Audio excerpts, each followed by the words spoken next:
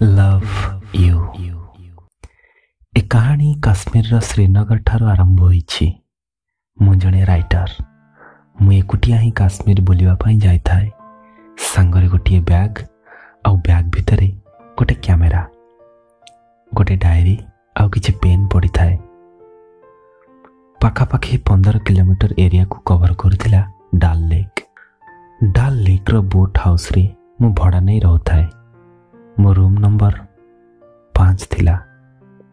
Room भीतर झरका पाखरे बसी डाल लेक रो प्राकृतिक सौंदर्य को अनुभव करी हेउथिला। आ रूम बाहर को आसी डाइनिंग चेयर रे बसी किछि ड्राई फ्रूट सह फ्रूट जूस नेबार मजा भी किछि अलगा थिला। तेबे आसंतु कहानी रे आगो को बढ़िबा। सेदिन अपराह्न सूर्यंक किरण पहाड़ रे भांगी होई डाल लेक रो जलराशि को रंजित करिवार दृश्य मन को टाणी नेउथिला। मु संगे संगे बैग भितरु कैमेरा बाहर कली। ठीक यही समय रे केही जणे कॉलिंग बेल मारिला। मु डोर खोली देखे तो जणे 20-22 वर्षर झियो थिला। से संगे संगे मते हिंदी रे कहला, तमे जणे Indian?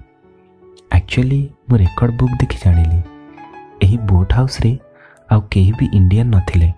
Nice to meet you. मु जणे इंडियन। तम नंबर केते? नंबर कौन दरकार?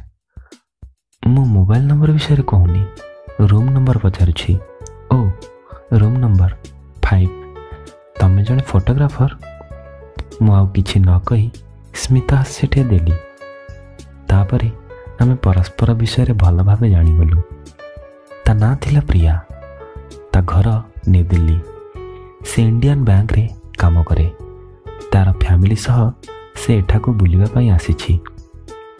से ओडिया बुझी पारु नथिला। सेथिपाई आमे हिंदी रे कथावार्ता करथिलु। धीरे धीरे प्रिया सह फ्रेंडशिप बढ़ी चलिला। तार पेरेंट्स भी आम फ्रेंडशिप रे खुशी थिले। प्रकृति को भल पाइबा मोर हेउछि गोटे निशा। से दिन से लेक पाखरे बुलु बुलु लेक रो पानी भितरे कौन गोटे चकमक देखागला। सेटा गोटे रिंग थिला, गोटे झीर रिंग। से रिंग को देखी मु से झील विषय रे भाबुथिली। ताकु थरे देखिबाकू इच्छा होतिला। राइटर रो कल्पना केतेबेले कौन जे हेबो से कथा केही कहि परिबेनी। से रिंग को देखी से झील ऊपर मोर जे भावना थिला ता वर्णना करिबा असंभव। आ से भावना भितरे मो मन ता पई पागल होई सारिथिला। अन्य अर्थरे कहिले मु ताकू न देखी ता विषय रे न जानि भी ताकू भल पाई बसिथिली। मो कल्पना रे थिबा से झियो ना मु देइथिली मोइना। आ कहउथिली, मोइना आई लव यू। अन्य पार्श्व रे प्रिया मोर बहुत क्लोज होई सारिथिला। किंतु आम भितरे फ्रेंडशिप छड़ा आउ किछि भी नथिला। किंतु समय आसी जाइथिला।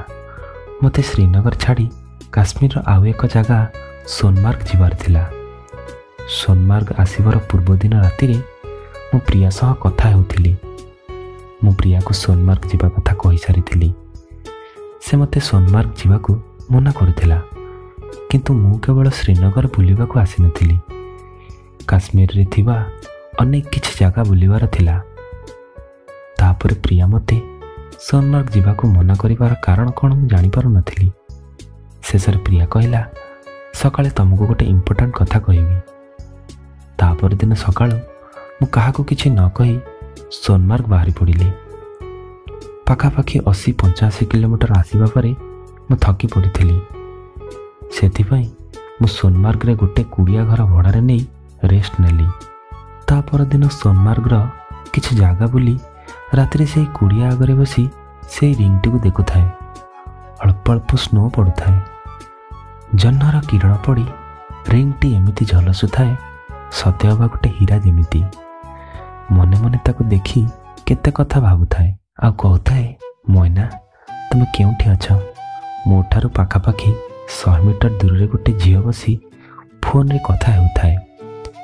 से भी हिंदी रे कथावार्ता करुथाए। मु ताकू जेतेबेले चाहिली से मते चाहि हाथ हले हाय बोली कहला। तापरे मो पाखरे आसी बसिला। तार ना दिव्या बोली से कहला। तापरे ମୁଁ ତାକୁ ମୋର ଲଭ୍ ଷ୍ଟୋରି ମାନେ ମଇନାର କାହାଣୀ କହିଲି। ସେ ଶୁଣିଲା କିନ୍ତୁ କିଛି କହିଲାନି। କିଛି ସମୟ ପରେ ଦିବ୍ୟା କହିଲା, ଏଇଠୁ ପାଖାପାଖି 300ରୁ 400 ମିଟର ଦୂରରେ ଗୋଟେ କୁଡ଼ିଆ ଅଛି। ସେଇଠି ମୁଁ ଏକୁଟିଆ ରହୁଛି। ଆଜି ରାତିରେ ତମେ ମୋ ପାଖକୁ ଆସିବ କି? ତା କଥା ଶୁଣି ମୁଁ ଗୋଟେ ସ୍ମିତହାସ୍ୟ ଦେଲି। ଆପଣ ଯାହା ଭାବୁଛନ୍ତି ଠିକ୍।